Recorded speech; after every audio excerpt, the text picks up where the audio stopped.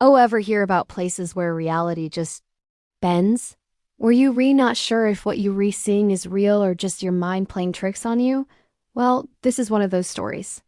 It's about a guy named Avinash, a young archaeologist who thought he seen it all, until he stumbled upon a guest house in the middle of the Rajasthani desert. Rajasthan isn't just hot, it's ancient. Every fort, every abandoned haveli, every lonely temple seems to have a story to tell. Avinash? He wanted to know them all.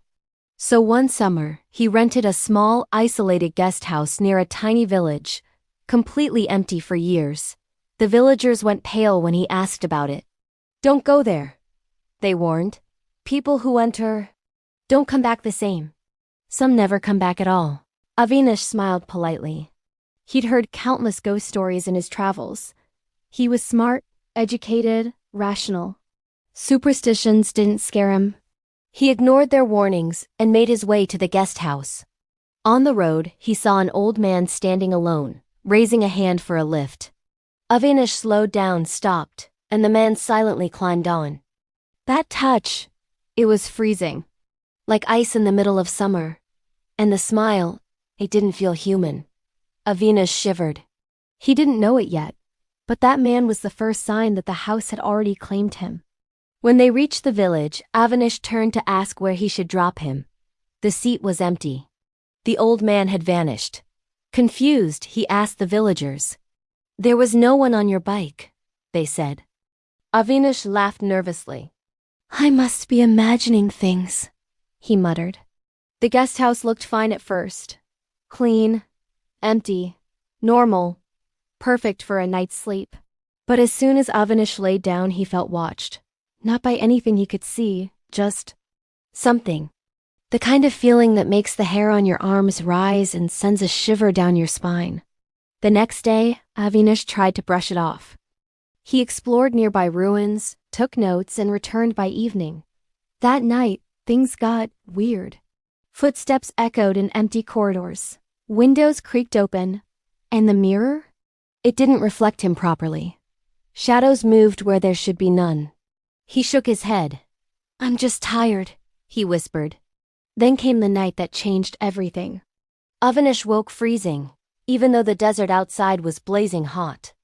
The shadows on the walls seemed alive, stretching and twisting, and at the door, he saw him. Or him. His exact double, standing there, smiling like nothing was wrong. His heart pounded. He turned to the mirror. The reflection didn't move with him. It stared, waiting. Then he saw the old man appear, standing silently in the corner, watching him with those chilling eyes. "You are trapped," the old man said softly. "Your shadow. It's free now. It will live your life. And you will remain here." Avinash bolted for the door. Nothing. The windows? Locked. Every escape attempt led him back to the same room. The house owned him now. Days or maybe hours passed. Time didn't matter here. Objects shifted on their own. His files, his clothes, even his personal belongings rearranged themselves. The mirror became his worst enemy. Sometimes it mimicked him. Sometimes it didn't move at all. And every time he tried to speak to it, silence, mocking, cruel silence. One night, he woke to pitch-black darkness. Screams echoed through the empty hallways, his own voice, but twisted, wrong. And there he was, lying on the bed motionless, smiling faintly. Not him, but like him. "I'm leaving," he shouted, desperate. "I'm leaving now." But the old man just laughed. "Not until your shadow has walked free," he said. No matter how far Avinash ran, he always ended up back inside. The guest house didn't let him go. Finally, collapsing in the desert sands, he thought he had escaped. But the guest house loomed behind him. The old man stood there, smiling. And then Avinash realized his double was out there now, living his life while he was trapped. 2 days later, he woke to find himself back inside the guest house. The double was there, staring at him, dressed in his clothes, holding his belongings. "I am the real Avinash," he screamed. "You're not me." The double didn't answer. It just existed, smiling faintly. Darkness closed in around the room, swallowing him. Avinash realized that the house had a rule. Once your shadow escaped, your body became the prison. The old man appeared again, pointing at the house. He's free now. You are mine. Panic surged through him. He ran, tried every door, every window, but the house bent reality. Time loops, hallways shifted, mirrors multiplied. No matter what he did, he couldn't leave. He could hear laughter echoing from nowhere. He could see movement in the corners of his eyes, shadows creeping, twisting. Eventually, exhaustion took him. Collapsing on the cold floor, he tried to reason, to understand. But logic didn't work here. The desert outside could have been 100 miles away or 100 feet. It made no difference. He was trapped. Days blended into nights, nights into days. The house became his entire world.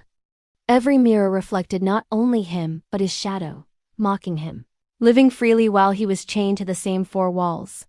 The old man visited often, sometimes laughing, sometimes silent, always watching.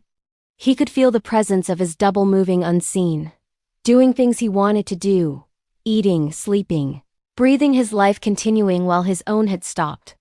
One morning, if it could even be called morning, Avinash realized the cruelest truth. The house didn't just trap bodies. It trapped minds. His memories began to blur. Was he the original Avinash, or was that already someone else?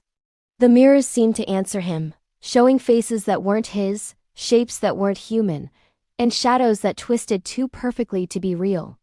And then, one night, the old man appeared for the final time. "It is done," he whispered. "He walks free. You belong here now. Forever." Avinash tried one last desperate scream, one last attempt to break the invisible chains. But the house absorbed it. Time stopped. Silence swallowed him. And the door shut behind him. He was no longer Avinash. He was just another shadow in the guest house, trapped between mirrors, waiting for the next fool who thought they could escape reality. Outside, the desert was calm, the sun rising over the dunes. The guest house stood quiet, innocent, unassuming. But if you ever wander close enough, look at the mirrors in the windows. Sometimes if the sun hits just right, you might see a pair of eyes staring back. Watching, waiting. Some illusions aren't just tricks of the eye.